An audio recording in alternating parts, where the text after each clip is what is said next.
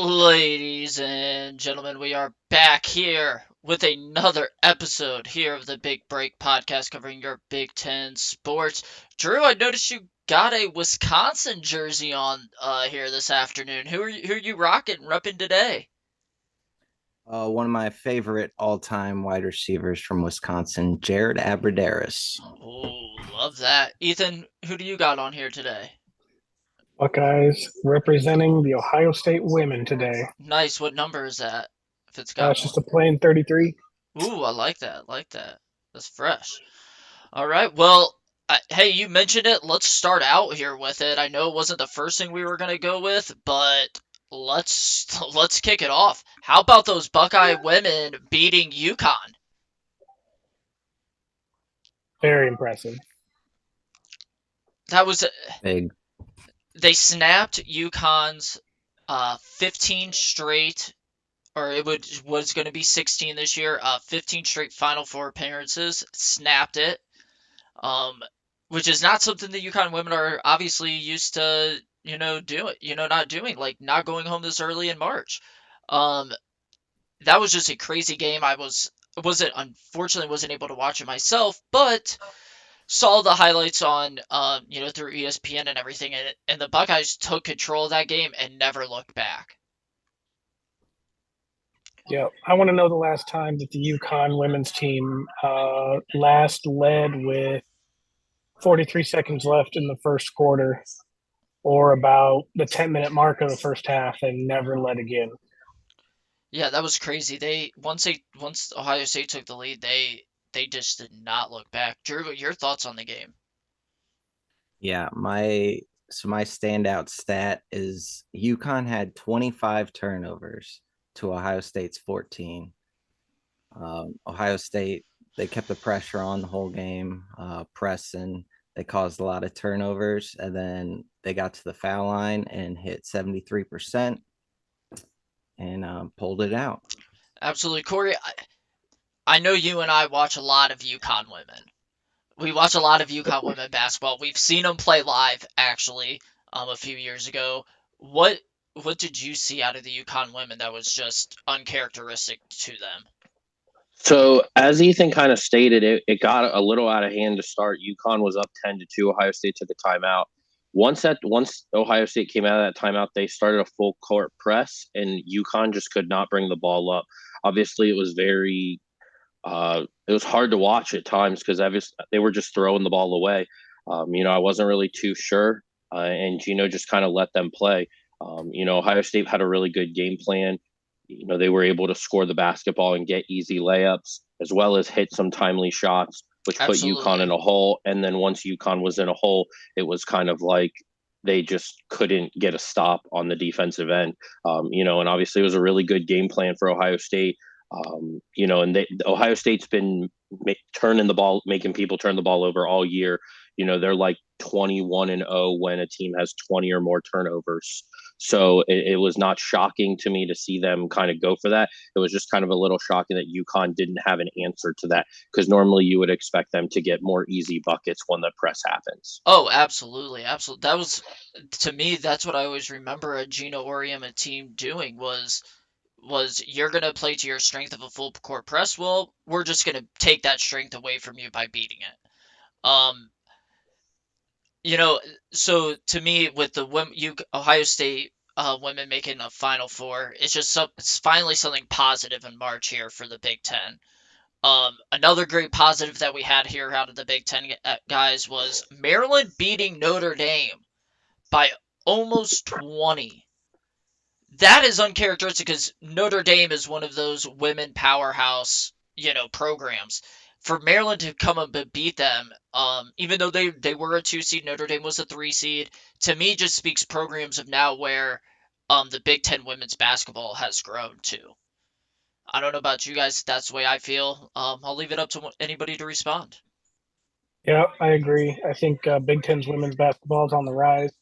Maryland used a 17-1 third quarter run to really just put it away.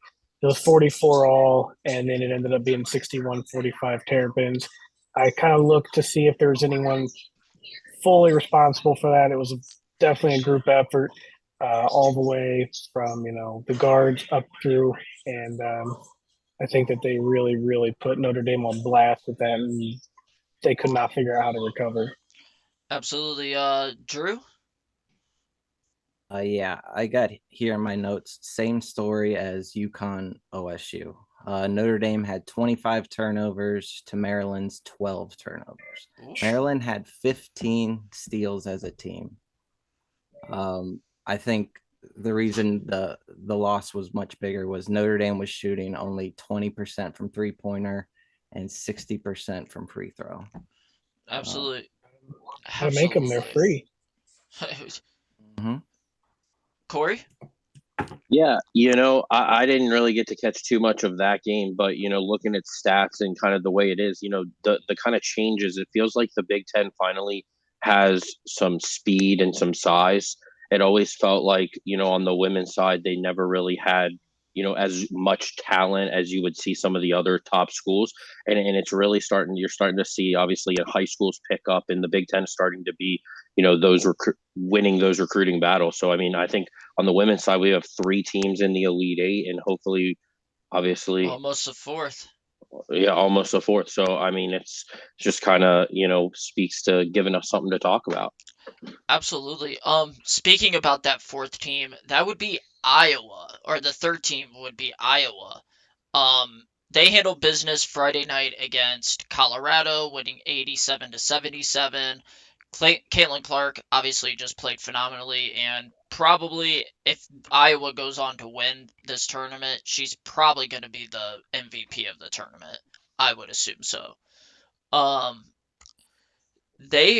Iowa's facing Louisville tonight to see if they can make their get their seed here at the Final Four. Ohio State plays Virginia Tech on the 27th, and then Maryland and South Carolina also play on the 27th in that Elite Eight. Do you think we get 3 out of 4? Do you think the Big Ten's going to get 3 out of 4 here? I don't. I don't think so. I think we can get 2. I think 2's 2. feasible. I think Ohio State and Iowa can handle business. I don't know much about this Virginia Tech team. I know that South Carolina hasn't trailed since the 6:31 mark of the second quarter against South Florida. So South Carolina hasn't trailed for 66 minutes of game time, and at 36-0, or I believe now they're pushing. They are. They are. Drew, do we get 3 out of 4, or is it we just get half of the teams in this year? Yeah, three out of 4 might be a lot to ask for. I feel most safe with Iowa. Just Caitlin Clark is the best. Ohio State and Virginia Tech should be pretty interesting. Virginia Tech's best player, Elizabeth Keatley, is a 2-time ACC Player of the Year, but she's only 5'6". So if she can be stopped, I like Ohio State's chances. And then Maryland is 22-2 since December 8th. They are kind of hot, so it's not outside the realm of possibility, but South Carolina is the number 1 team for a reason. So Absolutely. Corey, 3 out of 4, or is it just going to be Iowa and Ohio State repping the Big Ten? I think we're lucky if we get one of those 3 in. I really am not too high. I mean, I think Maryland is a really good team. Just South Carolina is just better. 41 game winning streak, going for back-to-back national titles. They're kind of on a UConn streak right now. Don't look like they're slowing down. They have the best player in the country at center. They're just better. Like I watched a little bit of their game the other day, and they were up 10 and they called timeout because they had cut it close and got it to 10, and then turn it back on 10 minutes later, they're up 25. So it's just they can turn it on real quick. So I'm not liking Maryland's chances, or I'm not liking their chances there. Iowa, obviously, Caitlin Clark, we like her. We've talked about her before. I think Iowa is probably the best shot, but I do like Absolutely. Ohio State. Ohio State obviously shocked everyone by beating UConn, but I think they deserve to be there. Their pressure, their defense can obviously potentially put them in as well. But I think we're lucky if we get one of the 3 teams in. Okay, so Corey's saying one of three. Drew and Ethan are at Two. two of Two. three. Yep. Um, I'm gonna say I'm gonna say two of three as well. Um I think Ohio State and Iowa probably are most likely to. I'm not gonna be shocked though if Maryland does upset South Carolina just because they've been hot. They've been rocking and rolling, and they just beat a former national champion Notre Dame team. I'm not saying this team, but the program has had success in March. So are they battle tested? We'll see. Um, let's move over to the men's side of March. Thursday night, we were all watching it.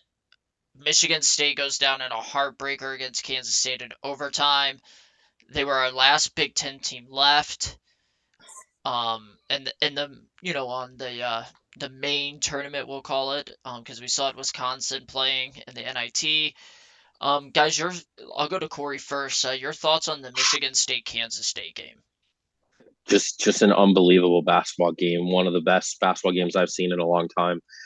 Just kind of the back and forth, one punches right back. Michigan State goes up six, then all of a sudden Kansas State goes up six. Just back and forth. A great overall basketball game. It's obviously a heartbreaking loss for Michigan State, but I mean, it was kind of like you kind of got the feeling like both teams sort of won that game. It was just so close, back and forth. I mean, I know they were the last team in the tournament for us, but I mean, they obviously did the Big Ten proud with playing a game like that. Just really heartbreaking loss. Absolutely. Drew, your thoughts on the Michigan State Kansas State game? What you saw there. Yeah, I think it was awesome. It was a phenomenal game, a historic game in a historic venue at Madison Square Garden. Um, uh, it really, both teams I thought played excellent.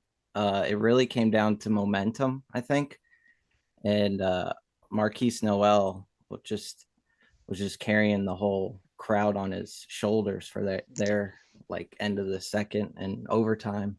That kid's And I think amazing. that's really just what it came down to. Absolutely. Excellent game from both teams. Absolutely. Ethan, your thoughts on the Michigan State Kansas State overtime thriller? Well, I didn't get to see a whole lot of it. I was actually out then, but I did see the end, and I've got a whole bunch of numbers here for you. Okay, Um, lay it on us, Big Daddy.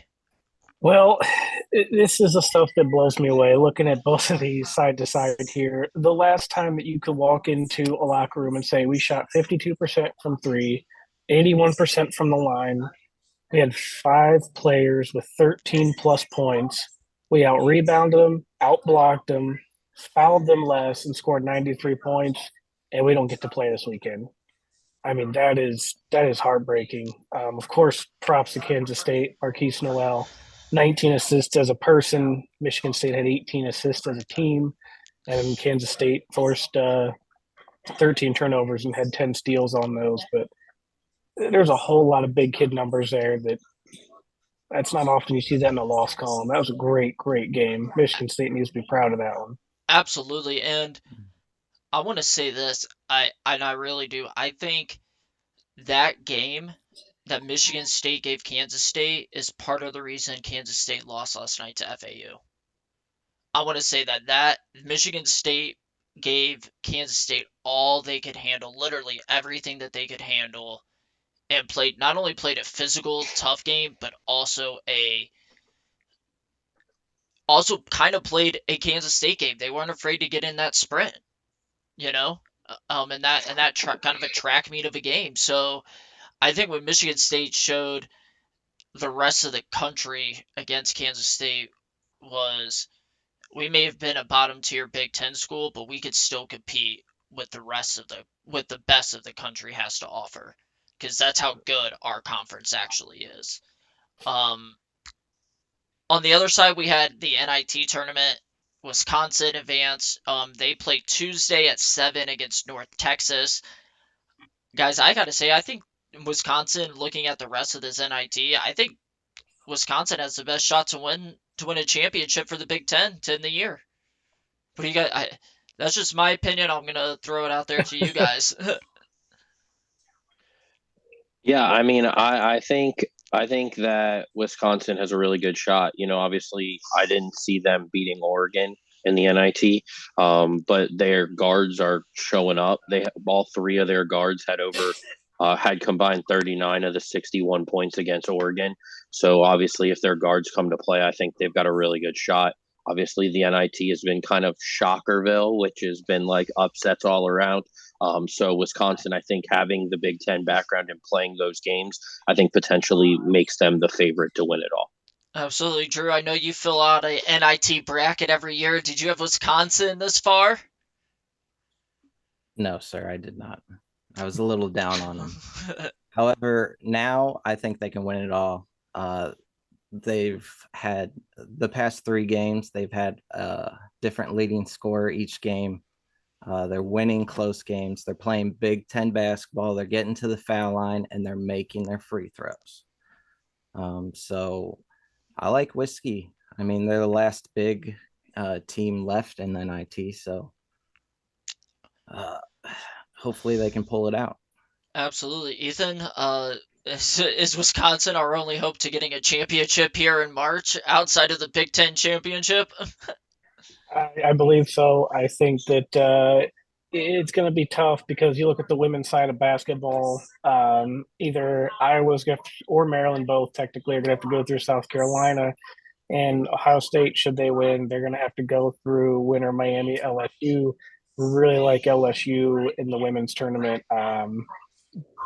If anyone's going to beat South Carolina, it's going to be the LSU women. But back to what we're talking about, NIT, Wisconsin, 1 point dog playing a North Texas team just coming off of an overtime win against a number 1 seed OK State. I like their chance. They had a great 50-50 game against Oregon. A lot of very strong things that they did right. Out rebounded Oregon 44-35, 14 offensive rebounds. And it's just, I think that Wisconsin can put it all together at the right time for the Big Ten here. Absolutely.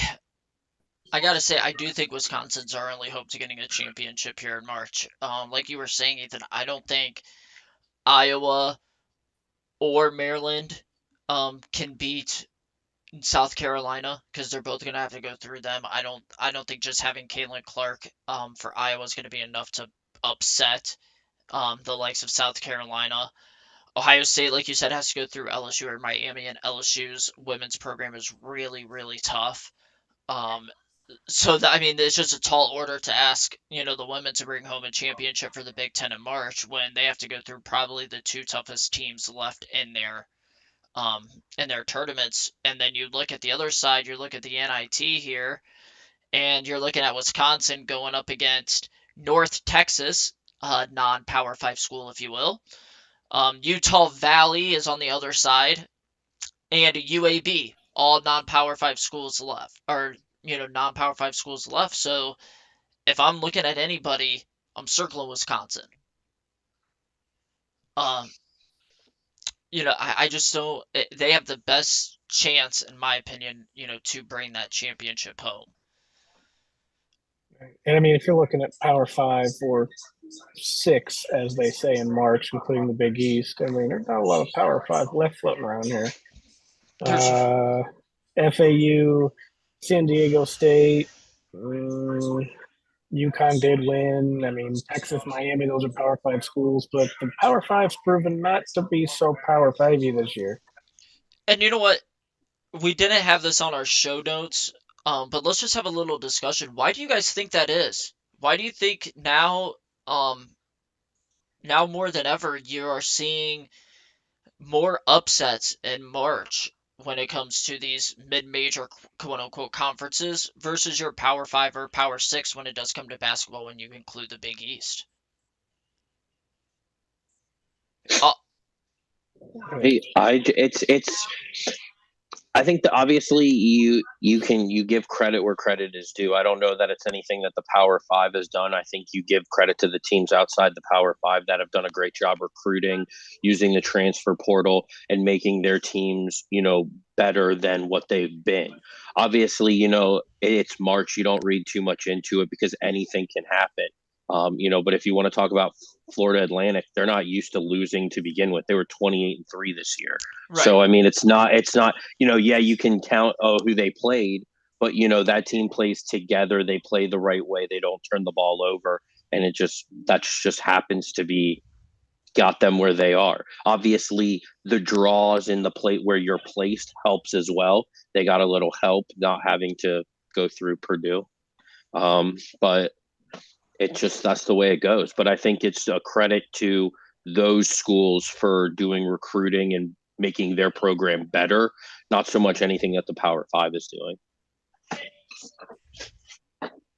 Ethan or Drew?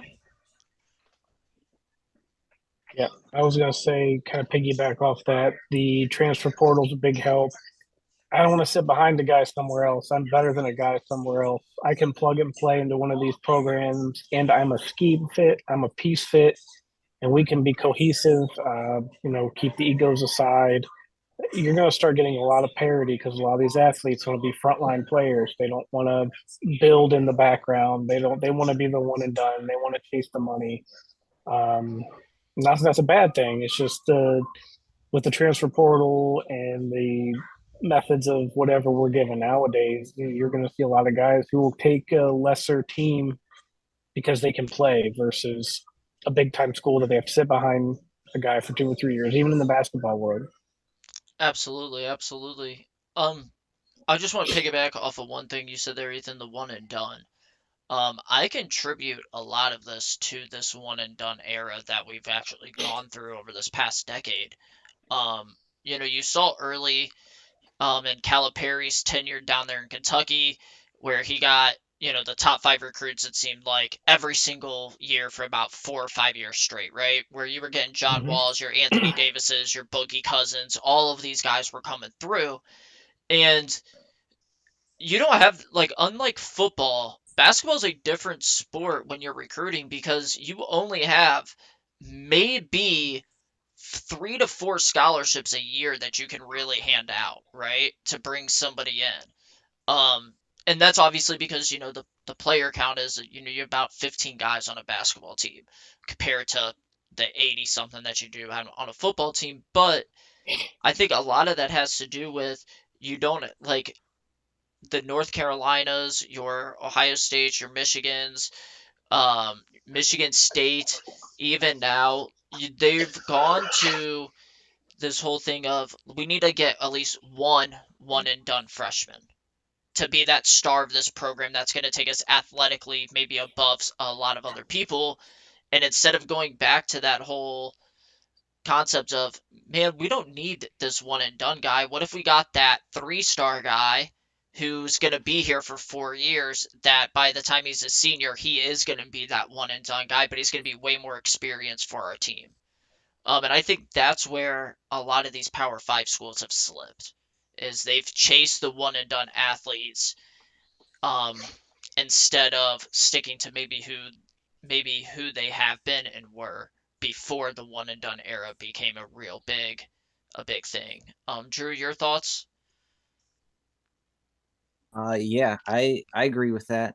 I think another thing, recruiting, obviously, but I think another thing is that I think there's more good coaches nowadays. Like, there's a lot more notable names of coaches at smaller schools nowadays, and like these coaches are good because they take these low recruits and develop them and make runs like FAU and Princeton and whatnot.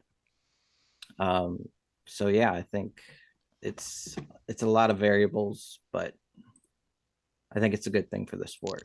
Absolutely, absolutely. It definitely makes bracketology and becoming that official bracketologist definitely a lot harder than it used to be, right? Um, we are officially, guys. I want to transition here to football season. We are officially a week away from Michigan's spring game.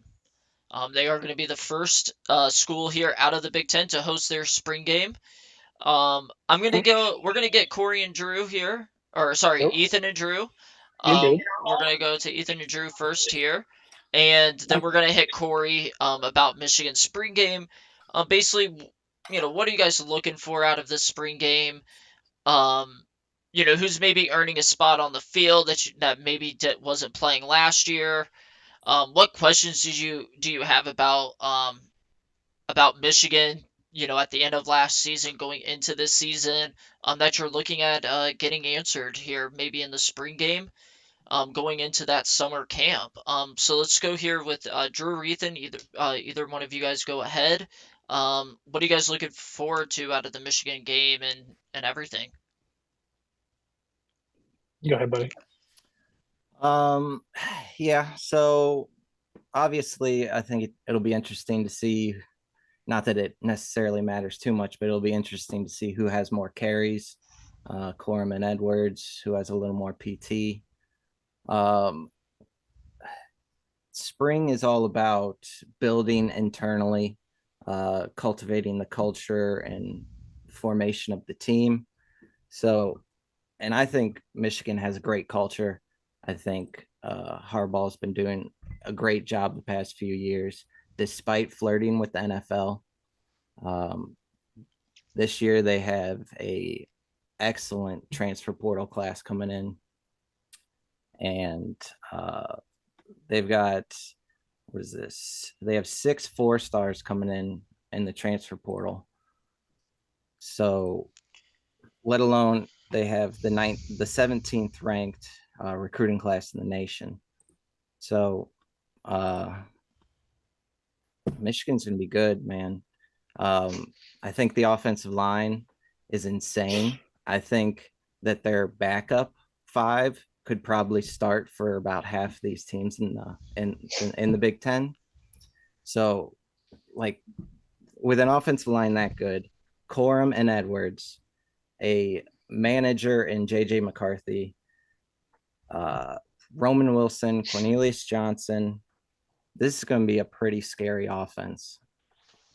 So I'm just looking forward to how the transfers come along. Ethan, your Yeah. response? No, I agree. I like all of that definitely.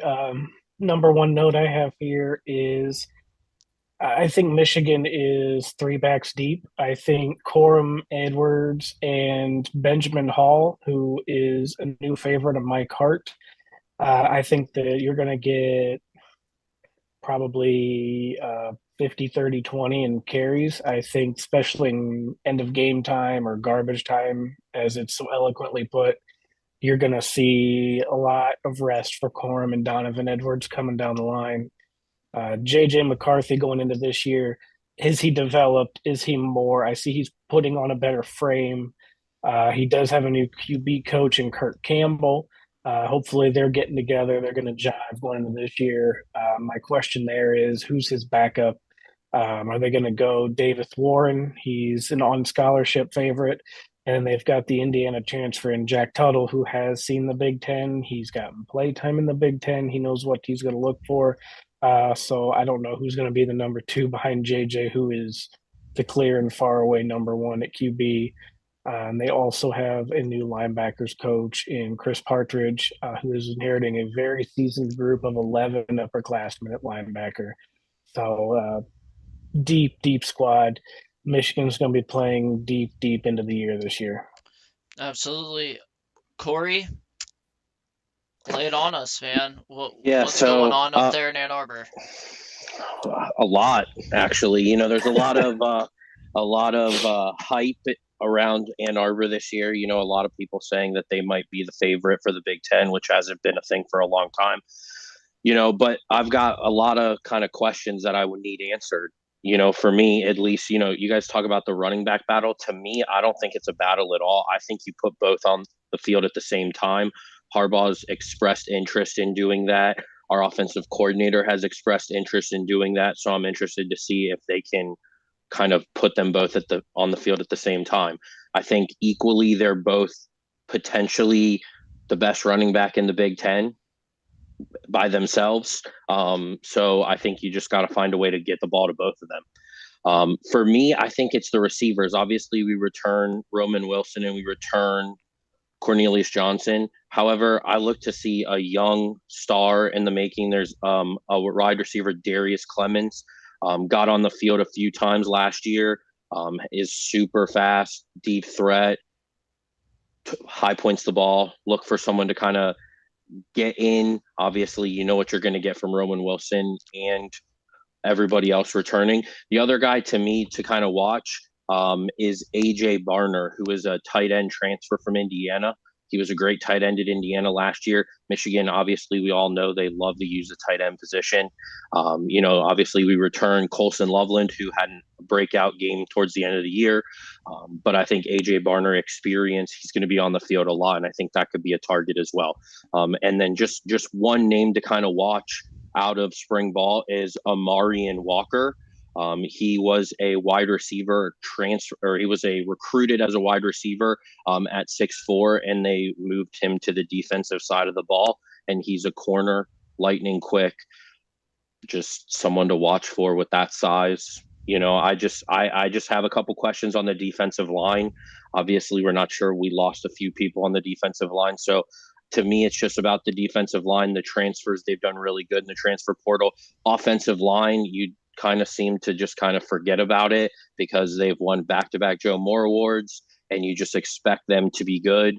But the defensive line, I think, is the biggest question mark to me. Absolutely. Who do you think's going to step up on the defensive line? So I like there's a kid, Braden McGregor. He's like a Aiden Hutchinson type player, kind of has that same build and filled out. It's just they're young. He's a junior, hasn't seen the field a ton. You've got a returning interior defensive lineman, but I like Braden McGregor to kind of try to become a star. Absolutely, absolutely. My big things coming out is, and I'll say this, I don't know if I would be in Ann Arbor if I would want Donovan Edwards and Blake Corum on the field at the same time. And I'll tell you why.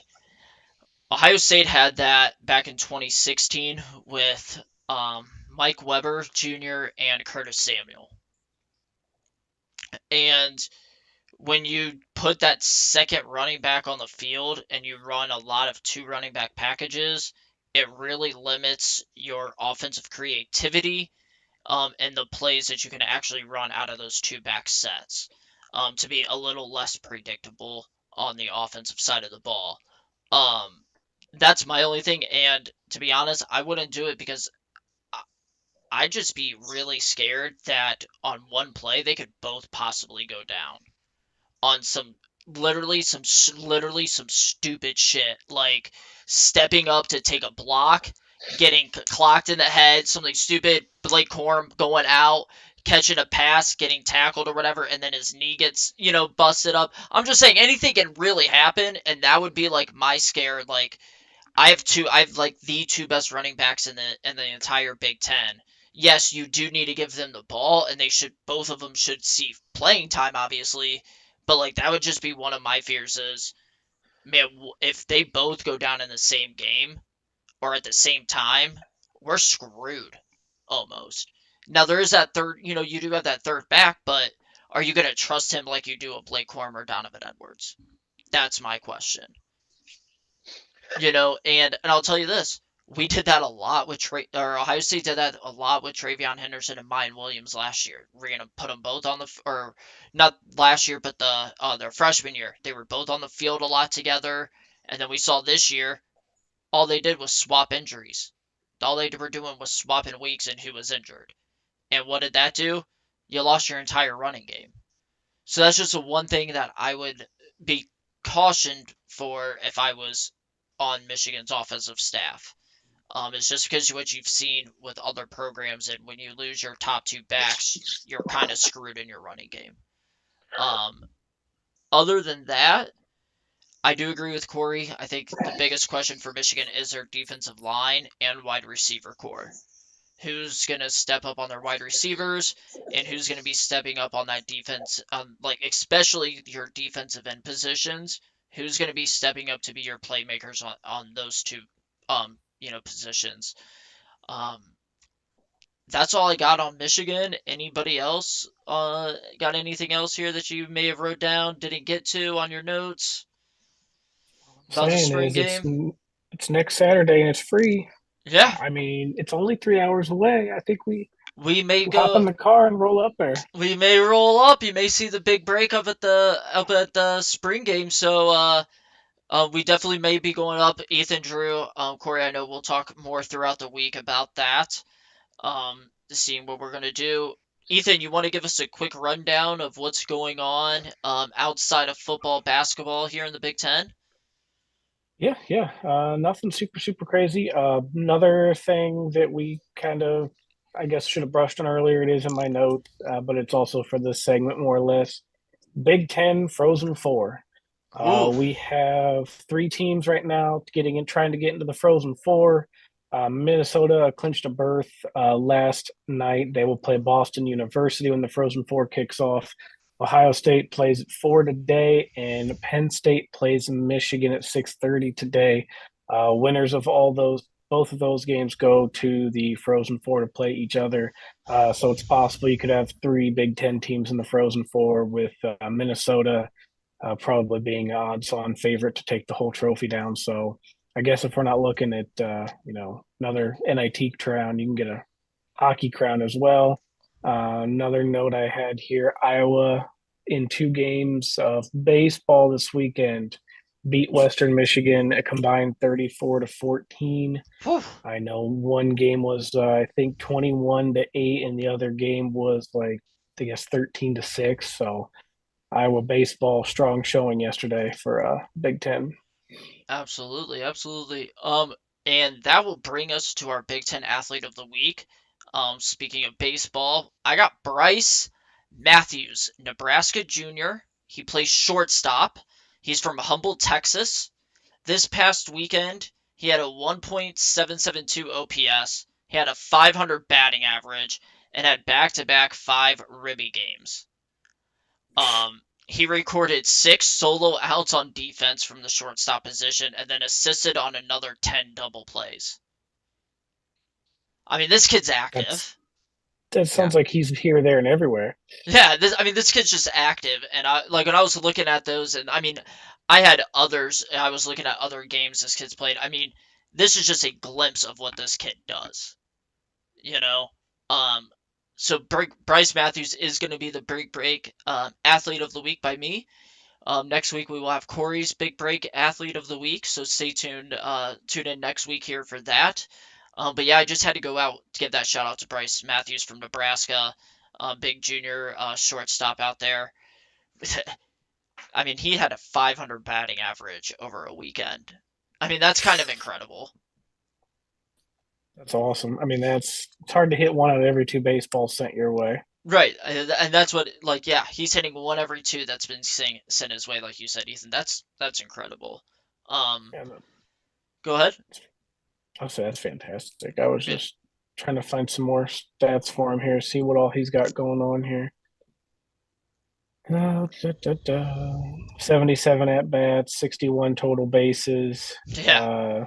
I said like I could have gone on with his stats. I just wanted to give us a little break Oh here. yeah, awesome. Only struck out 19 times and has 19 walks. That's pretty good.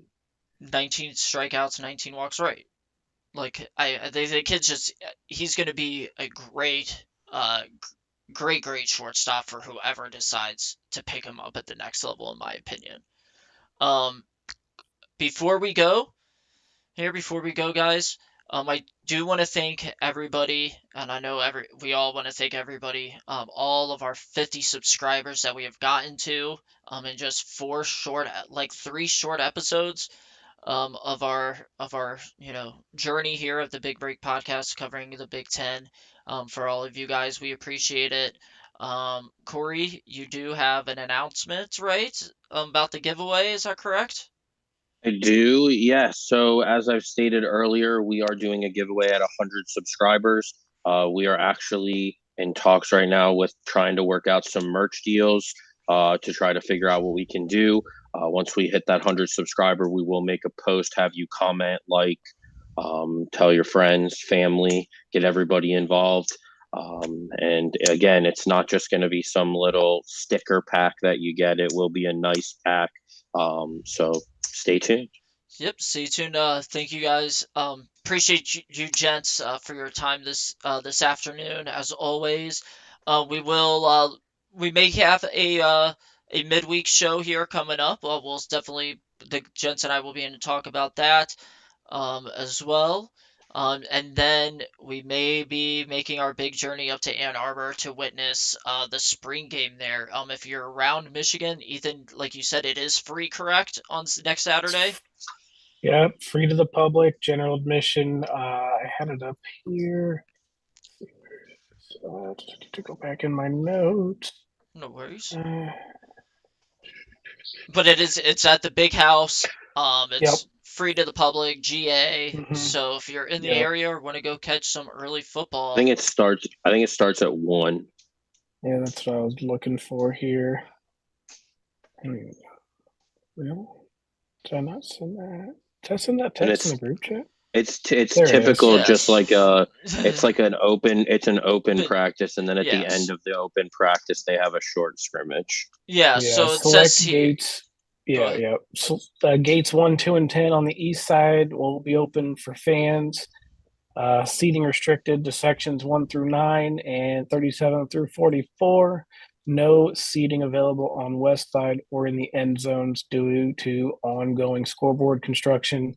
But yeah, Wolverines take the field around 3 to begin warmups, and gates open at 2 this coming Saturday, April 1st, up at the Big House.